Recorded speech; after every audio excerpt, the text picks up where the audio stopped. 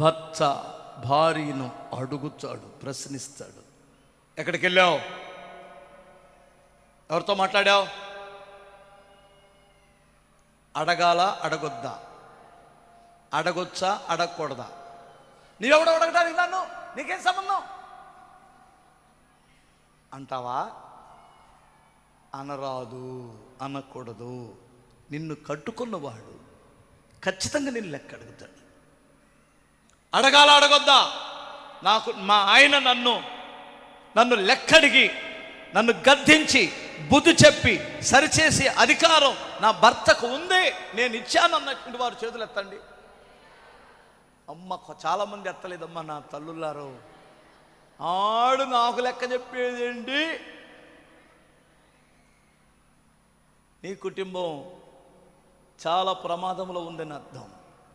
భర్త లెక్క అడుగుతాడు, మాట్లాడాలి. సరే, ఇంకొక మాట, భార్య తన భర్తని లెక్క అడుగుతుంది, ప్రశ్నించాలి. అవునా కాదా? ప్రశ్నించవచ్చా, ప్రశ్నించకూడదా? ప్రశ్నించకపోతే బానిస. భార్య అయితే ప్రశ్నిస్తుంది, బానిస ప్రశ్నించదు.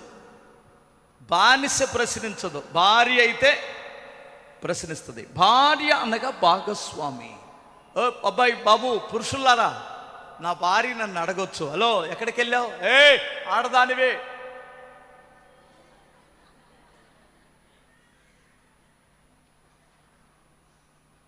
హలో, అడగొచ్చా? ఒక్కొక్కడు గుడ్లురిమి పటపట పళ్ళు కొరికి, ఆడదానివి.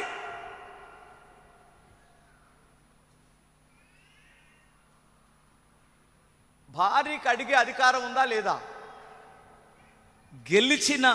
గెలిచిన ఒక అధికారిని ఓడిపోయిన ఒక పార్టీ వారు ప్రశ్నిస్తారా లేదా? ఆఫ్టర్ ఒక పార్టీ కూడా ప్రతిపక్షంలో ఉండి వారిని ప్రశ్నిస్తే, నీతో సగభాగమైన నీ ఫ్రెండు, నీ స్నేహితురాలు, నీ ప్రాణ స్నేహితురాలు, నీ కొరకు తన జీవితాన్ని త్యాగం చేసిన మనిషి, నీ కొరకు బిడ్డలను కనిచ్చిన మనిషి, నీకు కష్టం వస్తే సగభాగం భరించే మనిషి, నీకు నష్టం వస్తే నష్టాన్ని భరించే మనిషి. అర్థమవుతుందా? నీవు సమస్తమునకు నీకు సగభాగమైన మనిషి నిన్ను ప్రశ్నించొద్దా? ఈ డబ్బులు ఏం చేసావండి? పోయిన నెలలో ₹1,00,000 ఉన్నాయన్నారు. ఏం చేశారు? ఉన్నాయిలేవే, బ్యాంకులో ఉన్నాయి. లేదా ఒక 50,000 పలానా దగ్గరికి ఖర్చు పెట్టాను, పలానా దానికి ఇంకొక 50,000 ఉన్నాయి. చెప్పాలా చెప్పొద్దా? చెప్పాలి. అసలు చెప్పే పనే లేదు. ఎక్కడ తెస్తాడో తెలీదు, ఎక్కడ పెడతాడో తెలీదు, జీతం ఎంతో తెలీదు. విచిత్రమైన సంగతి ఏమిటంటే, చాలామంది భార్యలకి తన భర్త జీతం ఎంతో తెలియదండి, తన శాలరీ తెలీదు.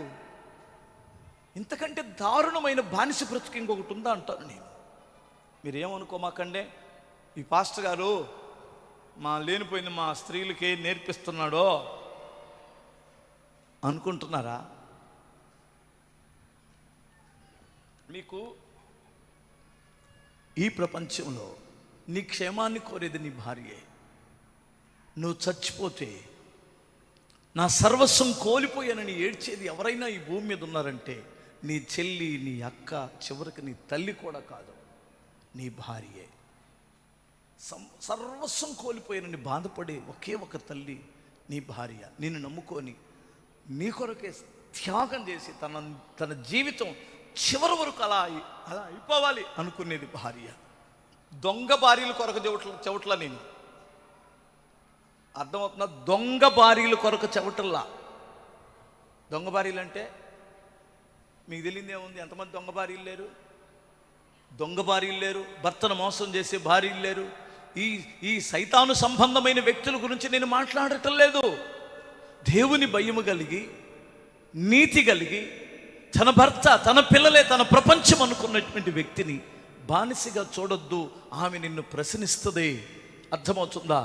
ఆమెకి లెక్క చెప్పవలసి ఉంది. అమ్మాయి, నా జీతం ఎంత, మన ఖర్చు ఎంత అయింది, పిల్లల ఫీజు ఎంత కట్టాను, లేదు పలానా దగ్గర మనకు ఒక చిన్న ప్లాట్ ఉంది, లేదు ఇల్లు పరిస్థితులు ఇవి, ఇలా ఉంటాం అని చెప్పుకుంటే ఆమెకి ఎంత నెమ్మది కలిగి కాపురం చేస్తుందో.